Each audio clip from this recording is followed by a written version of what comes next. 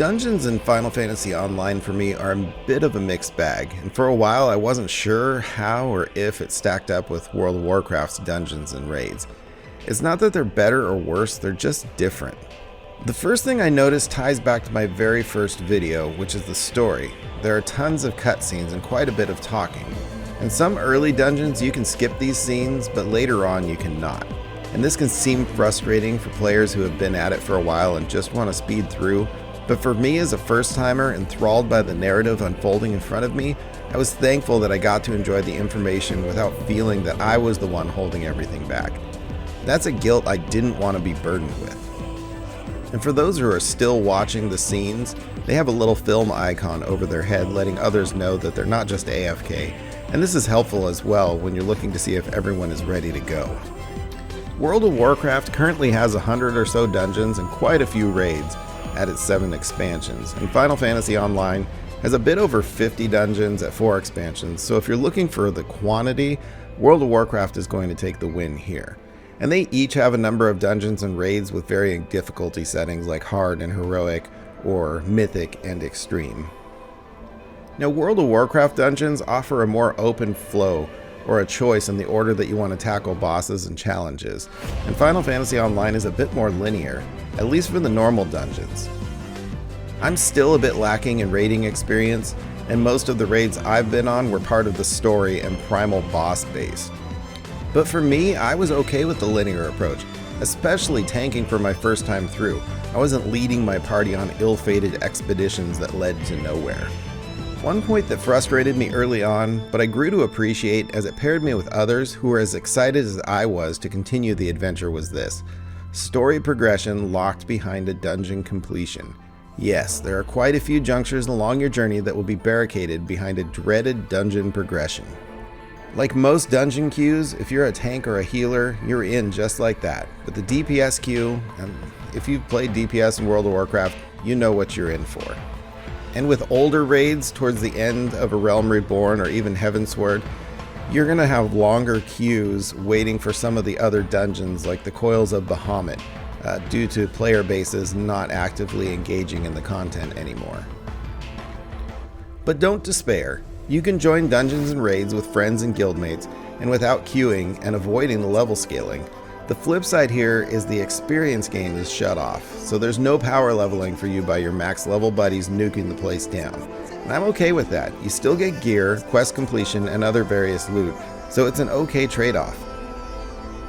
This goes for later on as well. If you had missed some extra dungeons opened up by side questing and want to go visit and light the place up solo, do it by all means. But what really takes the cake for me here in Final Fantasy Online are two things: command missions and deep dungeons.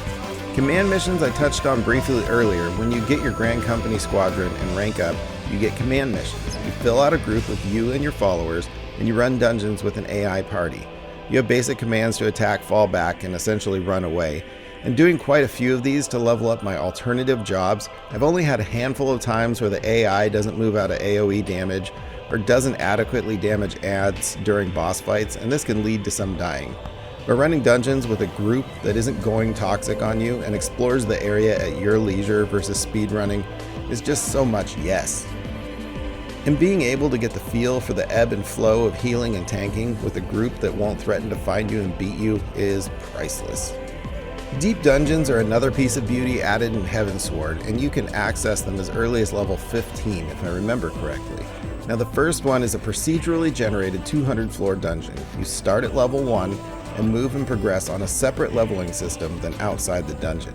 You can save your progress every 10 floors and jump back in when you have time. And in this you have a different weapon and armor set that you also power up, and the power persists through playthroughs. So if you level your weapon up to 10 and die and start over leveling a different class, they have that level 10 weapon, and it makes the initial start a bit easier. Potions in your inventory and some food buffs are usable as well, so you might as well stock up. Now you can do this solo, random group, or a set party. There are mounts, pets, armor sets, and more to be had, but that's not even the most potentially valuable thing here. If your current job or class is under level 60, you even gain experience for that as well, just for running around in here. For some classes like the Dark Knight, the Dancer, the Gunbreaker, and more, You start up to level 60, which is nice for progression purposes, but you have about 30 skills and abilities dropped in your lap with no clue as to what chains to what is AoE, what's defensive, etc. And sure, you can read or watch videos and hope you understand exactly how it all fits together, but in the deepest dungeons, you're rolled back to level 1 and you unlock your skills and abilities gradually, in order. The leveling goes much quicker in here. You'll hit level 30 in less than an hour, and having these skills pop up as you progress and learn them in an order that makes sense really helped me get a feel how I was supposed to play the class. As to layout sizes and run-throughs, you're not going to find a huge difference between the two. They each have their own aesthetic in line with the rest of the game, so you're already going to have your own opinion as to which is better. But it is the cinematic spectacle of boss intros that sets Final Fantasy Online apart. Aside from major raid bosses, there isn't much to be said about walking into a boss room in World of Warcraft. And if you've seen summon spells from Final Fantasy games, you'll have a decent idea of what you're in for. And I wish I had more to say about the raids, but the few I've queued for, other than the story required ones, the groups have sped through and I've barely had time to recognize, let alone learn some of the mechanics.